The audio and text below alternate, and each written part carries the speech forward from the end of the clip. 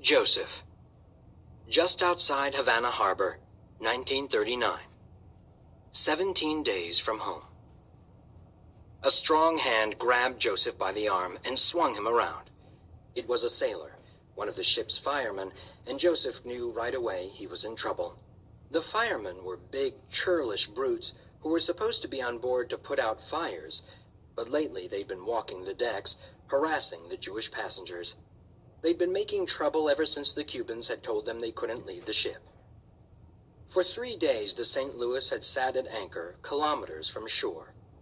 For 3 days, while port officials came and went, the Cuban police who guarded the ladder off the ship told the passengers they couldn't leave today. Mañana, they said. Mañana. Tomorrow, tomorrow. 2 days ago, the SS Orduña, a smaller English passenger liner, had arrived and anchored nearby. Joseph guessed it was one of the other 2 ships they'd been racing to Cuba. He and the other passengers had watched as launches went to and from the ship, as the yellow quarantine flag went up and then down. And then the Orduña had lifted anchor and cruised in to dock at the pier and let off passengers. Why had they been allowed to dock and not the St. Louis? The St. Louis had gotten there first. Captain Schroeder wasn't around to ask, and the officers and stewards had no answers for the passengers. And then today, the same thing had happened with the French ship SS Flandre. It arrived, anchored nearby, passed quarantine, docked at the Havana pier, and let off its passengers. Now it was sailing back out to sea. The passengers on the St. Louis had grown more and more restless, cornering sailors on deck and berating their stewards at dinner. Joseph had felt the tension mounting all over the ship, the pandemonium threatening to boil over every time the crew dealt with the passengers. It was as suffocating and oppressive as the 100-degree heat. Apparently, Shindig and his Nazi friends had felt the tension too, because that's when the firemen patrols had begun. It was nothing official, Joseph was sure, because the captain hadn't made an announcement. It was just certain members of the crew who had taken it upon themselves to police the ship like they were all back in Germany. For the safety of the Jews, Shindig told them, the same way the Gestapo took Jews into protective custody.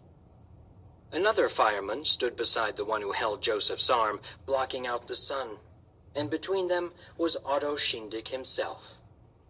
"Just the boy we were looking for," Shindig said. "You are to come with us." "What? Why?" Joseph asked, looking up at the 2 big men around him. Joseph felt guilty, and he was immediately mad at himself for it. Why should he feel guilty?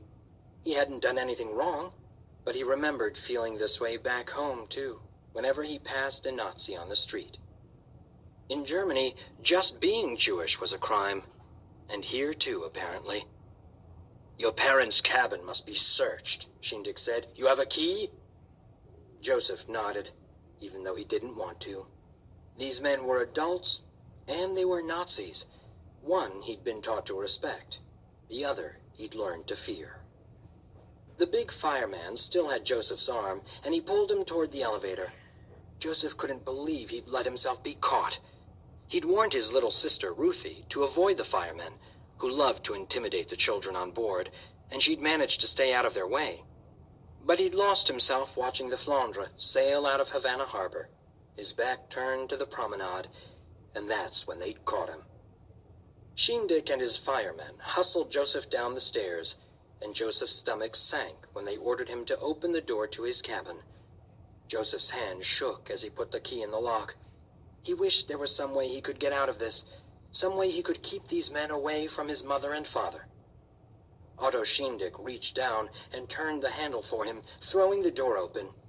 Papa lay on a bed in his underclothes, trying to stay cool in the stifling heat. Mama sat in a chair nearby, reading a book. Ruthie, Joseph was glad to see, was still up at the pool. When she saw the men, Rachel Landau stood. On the bed, Joseph's father propped himself up, a look of panic on his face. "What's going on here?" Mama asked. "Joseph?" "They made me bring them here," Joseph said, his eyes wide, trying to warn her of the danger. "Yes," Shindig said, spotting Joseph's father. There he is. Shindig and the two firemen stepped inside. Shindig closed the door and locked it behind them. For your safety, this cabin must be searched, Shindig said. On whose authority? Mama asked. Does the captain know about this? On my authority, Shindig told her. The captain has other things to worry about. Shindig nodded, and the two firemen ransacked the room. They swept Mama's makeup and perfume off the vanity and smashed the mirror. They knocked the lamps off the bedside tables and cracked the wash basin. They opened up the family's suitcases, which were carefully packed and ready to go to Cuba, and threw their clothes all over the cabin. They tore the head off Ruthie's stuffed bunny. They snatched the book from Mama's hands and ripped out the pages, tossing them in the air like ashes from a bonfire. Joseph's mother cried out, but not so loudly that anyone else would hear. Papa wrapped himself in a ball and threw his hands over his head, whimpering. Joseph huddled against the door, angry at his helplessness, but scared that if he fought back, he'd only be punished more. When there was nothing left to smash or scatter, the firemen stood behind Shindig at the door. Shindig spat on the floor. That's what I think of you and your race, he said. And suddenly Joseph understood. This was payback for his father's words to Shindig at the funeral. Shindig snorted dismissively at the cowering man on the bed. It's time you had your head shaved again, he told Joseph's father. Otto Shindig let himself and the two firemen out, leaving the door wide open. Joseph's mother slid to the floor crying, and Papa blubbered on the bed. Joseph shook as he buried his face in his hands, trying to hide his own tears. He wanted nothing more than to run to his mother's arms, but she felt 1,000,000 miles away from him. So did his father. They were 3 lonely islands, separated by an ocean of misery. Of all the things Shindig and his firemen had broken, the Landau family was the one thing Joseph wasn't sure they could put back together. You said if I was quiet, if I stood very still, they wouldn't come for me, Papa said. It took Joseph a moment to realize his father was talking to him. Joseph's breath caught. His father was talking about the medical inspection. When Joseph had scared his father to get him to straighten up. Papa looked up at him, his eyes red from crying. You said they wouldn't come for me. You said they wouldn't send me back. You promised, and they came for me anyway. Joseph felt like his father had slapped him, even though Papa hadn't touched him. Joseph reeled. He backed into his mother's little makeup table, and one of the bottles Shindig hadn't smashed rolled off and shattered on the floor beside him. Joseph didn't even jump. He had lied to his father, betrayed him, made him think he was back at that awful place, terrified him all over again. But that wasn't the worst thing he had done. Joseph had made his father a promise he couldn't keep. Isabel. Somewhere on the streets of Florida, 1994. 2 days from home.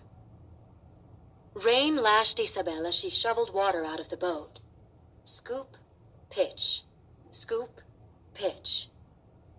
The bottom of the boat filled as fast as they could bail it out.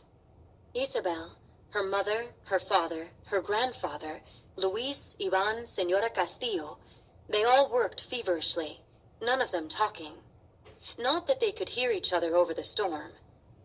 The only ones not bailing were Senor Castillo, who looked like a ghost, and Amara, who clung to the rudder with white-knuckled hands and tried to keep the boat turned into the churning waves so it wouldn't capsize. The engine hadn't worked since their escape from the tanker. The storm clouds turned the day into night, and the driving rain soaked Isabel to the bone. She shivered in the cold wind, her feet numb in the water sloshing at the bottom of the boat. Sea spray stung her eyes, and in between scoops of water, she dragged her arm across her face, trying to wipe away the saltwater tears. As she watched the surging waves, Isabel remembered the last time she had seen her abuelita, her grandma. She remembered Lita's hand reaching out for help as the tide swept her away. Isabel had been 9 years old. Her parents had sent her to stay with Lito and Lita in their little shack on the coast. They hadn't said why, but Isabel was old enough to know her parents had been fighting again, and they wanted to be alone while they worked things out. All that spring, Isabel had waded without joy in the ocean, waiting for the storm to come that would tear her family apart. And then the real storm had come. It wasn't a hurricane. It was bigger than a hurricane. A gigantic cyclone that stretched from Canada down through the United States and across Cuba and into Central America. Later, they would call it the storm of the century, but to Isabel, it was the storm. The shrieking wind ripped roofs off houses and pulled palm trees straight out of the ground. The rain fell sideways. Hail shattered windows like a never-ending shotgun blast. And the ocean rose up like a giant hand and reached inland, over Lito and Lita's little house by the sea, smothering the house in its giant paw and dragging the shattered pieces back into its lair. Lito and Lita hadn't known the storm was coming, or they wouldn't have been there. They would have been inland, found higher ground. Castro had promised he would protect them, but he didn't. Not then. Not Isabel's grandmother. Lito had been able to hold on to Isabel, but Lita had been swept away. She had slipped under the waves, her arms still reaching for Lito, for Isabel. And that was the last they had ever seen of her. Lito's arm found Isabel again now, and wrapped her in a hug.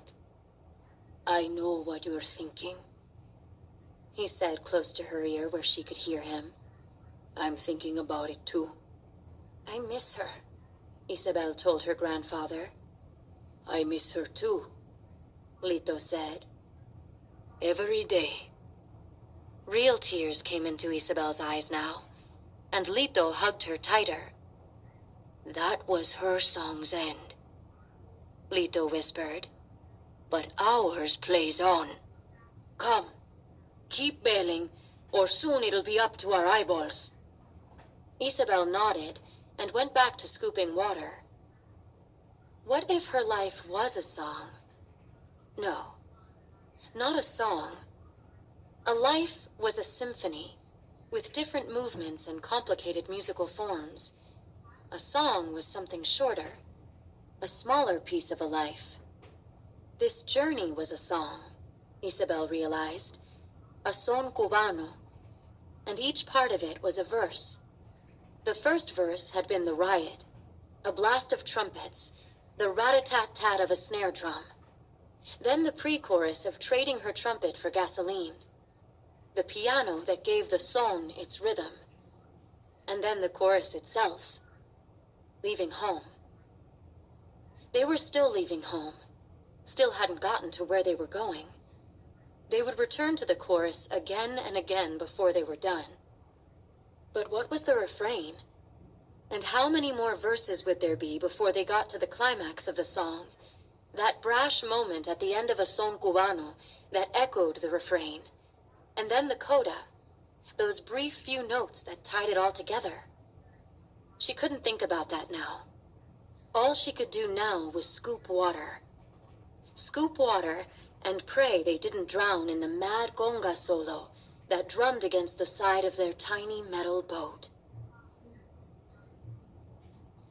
Mahmoud. Somewhere on the Mediterranean Sea, 2015.